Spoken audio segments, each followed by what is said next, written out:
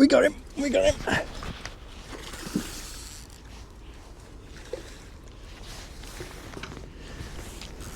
Oh, he's a strengthy one. Ah, there you are, humans, hanging about down the estuary.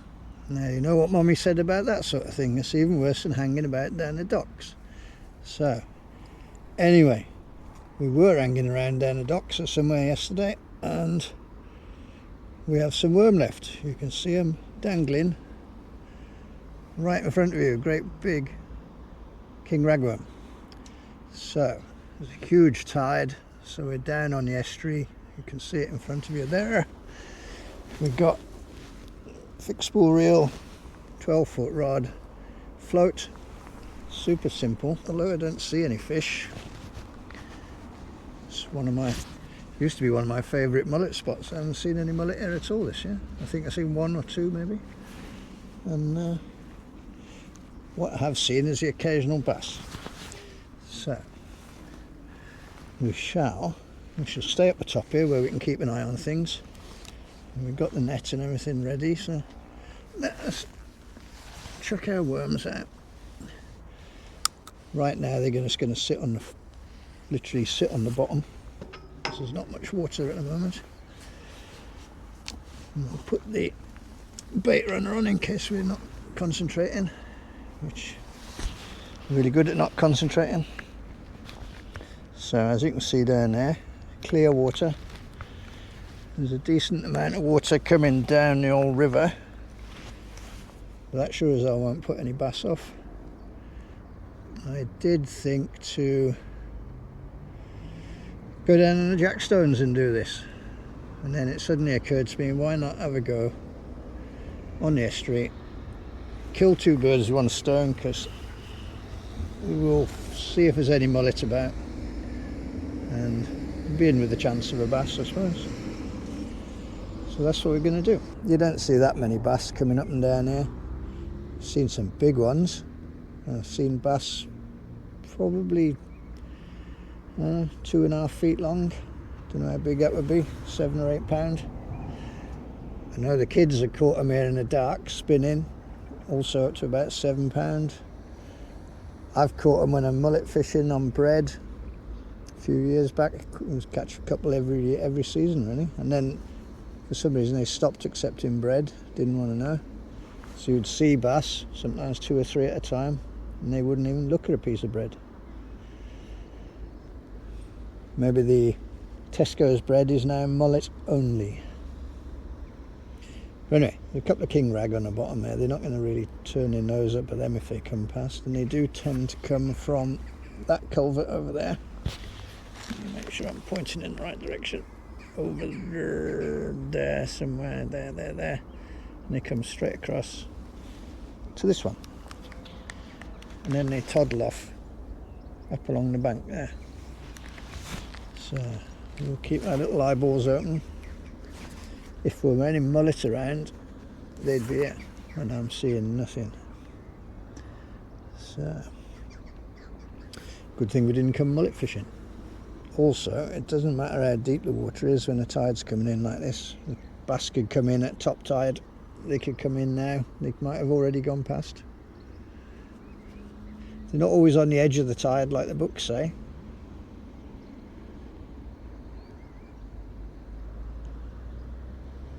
They arrive when they arrive, and they might not arrive at all. Who can tell?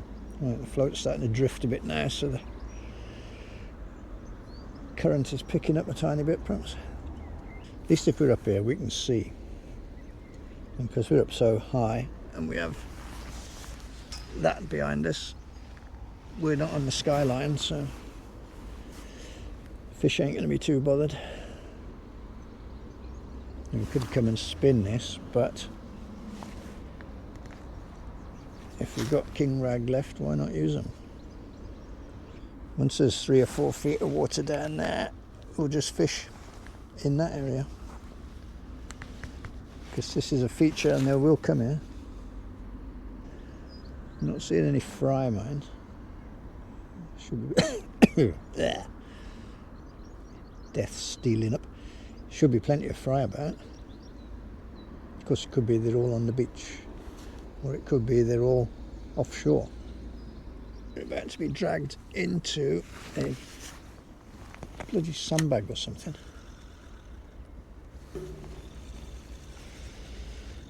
Don't need to be in a sandbag, do we?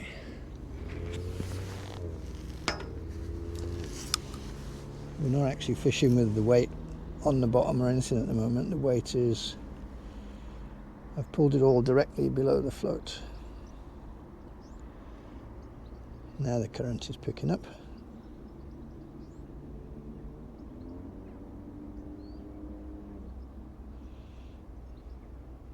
And the depth is increasing rapidly because the worms were sitting flat on the bottom and now they're...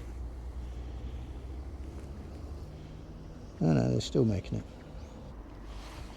Well, they've caught on something there, so why not just leave them there? Put the bait runner on just in case. And we should continue watching nothing.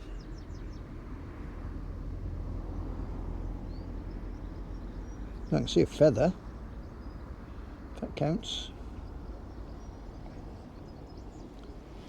Let's switch you off for a bit, because there's nothing happening at all. Well, you wouldn't believe it, I switched you off. I saw a little bulge in the water and a bass about 1.5 pounds just swam straight over the top of the worms without taking any notice whatsoever.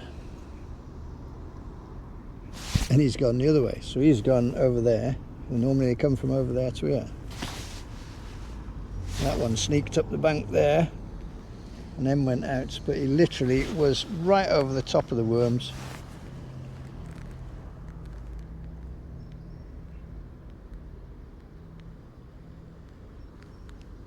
You couldn't make it up if you tried. The second I switched the bloody camera off. You can't leave it on because there's only an hour's worth of space left on this card.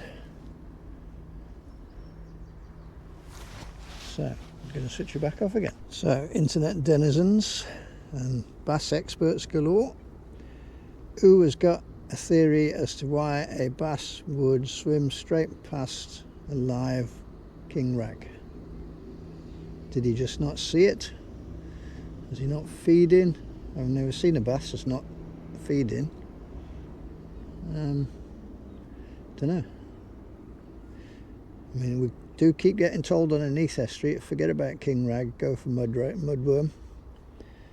But still, I've seen the bass down here taking, there's mullet down there now. See them taking bread and all sorts, so to ignore a live worm just seems pretty odd to me. Anyway, we should carry on.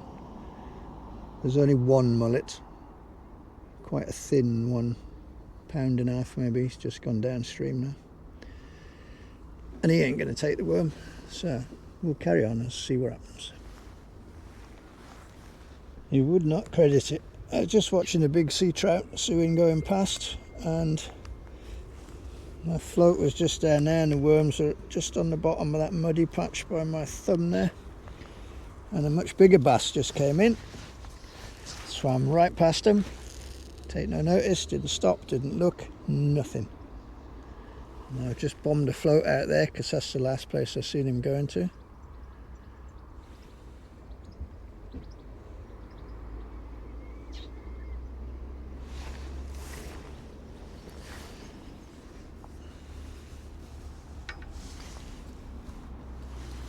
So, what's going on? Are these bass preoccupied with something else? They didn't appear to be feeding, they're just swimming.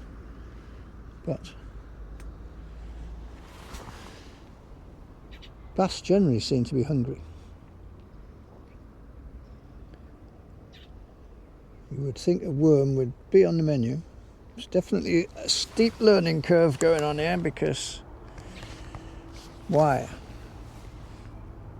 What did he come in the culvert for? He just swam in, swam out. And I've seen them coming in and feeding, they poke around on the bottom down there and then go out. There's some logs and bits and bobs out there, they go and have a look at those. And these ones just swam in, swam out. And I can see a mullet down there, just one again. It's hardly worth coming here fishing for them if they're just ones. We need groups of 3 or 4 at least to be in with a chance. Though we might come and have a go anyway, who knows. Right, I'm going to switch it back off again because that's when shit happens. The end of the point there. Look. That's about £2 directly underneath us now. Let's try and bring the worm back into here. Maybe a bit of commotion will get him going. Oh, he's having a look, he's having a look. He's eating it, he's eating it. We got him, we got him.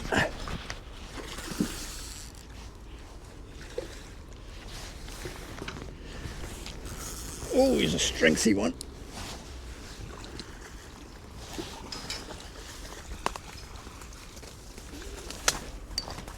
I hope this bloody camera's recording now.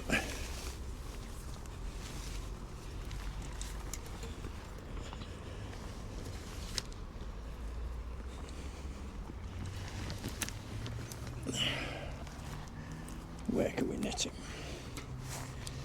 Let's try. Are you on? Yes, you're on. He's not huge by any means, but very welcome.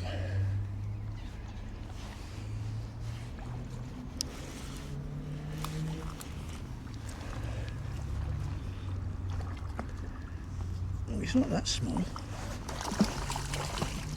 Oh, we got him, we got him, we got him, we got him. Hoi.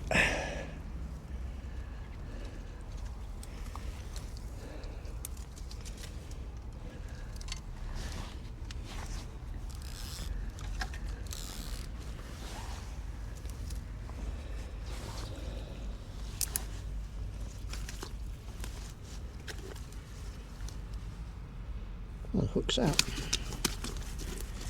think.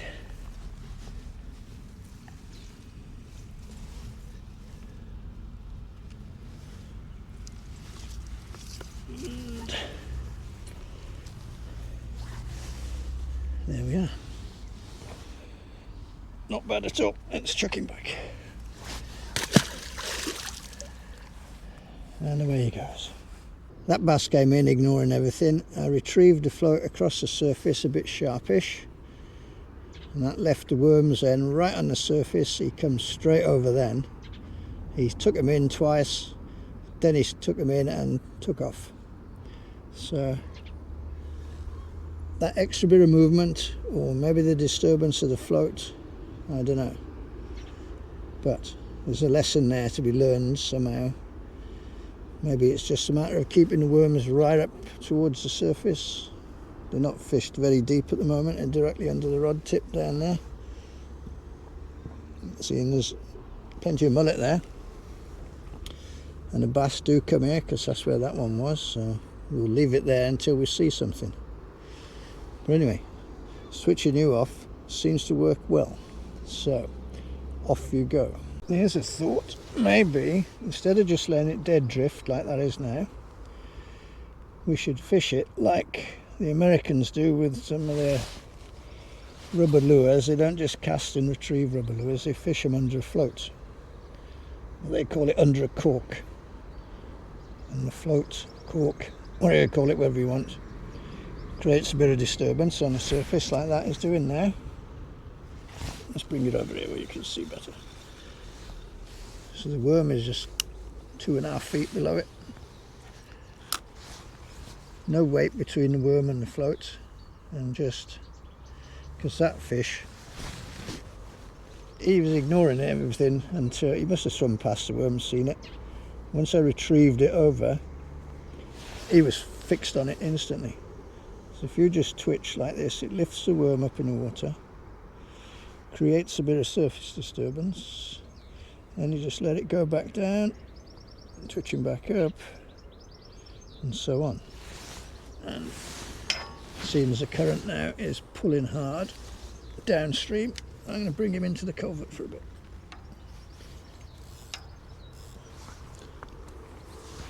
And fish him directly below us. Anyway, I feel there's a lesson to be learned there somewhere. Whether I can learn it is another matter, but we've had a fish. So off you go, and that way it'll attract a new fish. Well, something just took it as soon as I recast. It disappeared and he's taken half the worm. So let's get, as we haven't got an awful lot of time left, let's chuck another couple of worms on it and chuck that one in. There's ground bait.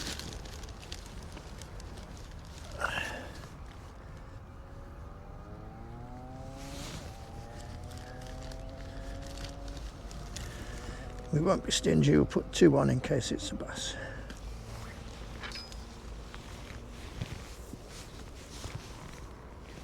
Drop him back down. Those are super lively.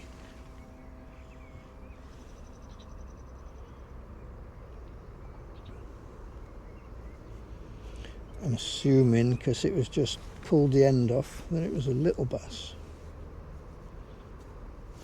Like the ones we encountered over Swansea. I'll leave you on for a minute.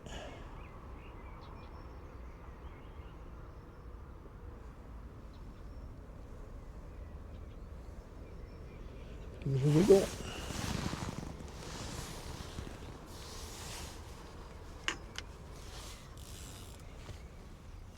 Put him back down like so. You're on a nice tight line, so if something takes it, it's going to hook itself instantly. Of course, nothing's going to take it while you're watching, so off you go. They're being weird again. Another bass just came in, so I'm right past the worm.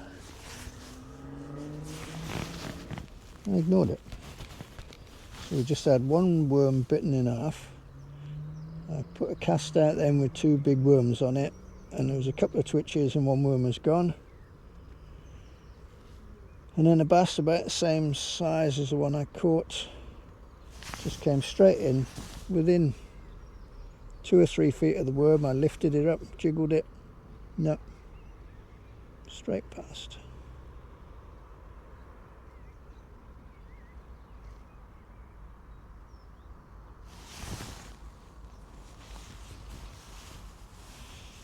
And that worm is wiggling around like a good one down there. You'd think they'd have some trouble resisting that.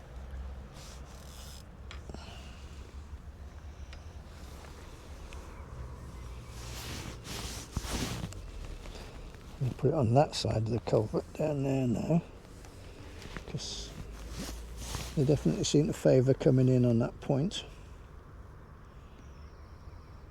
We've only got half an hour left, so we'll see what happens, which of course will be precisely nothing while you're watching.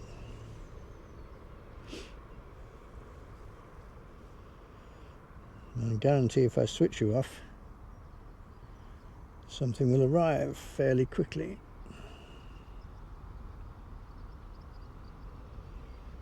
Well, it looks like we've got a couple of worms left, so if I can keep them cool for tonight, maybe tomorrow we can have another bash, either here or somewhere else.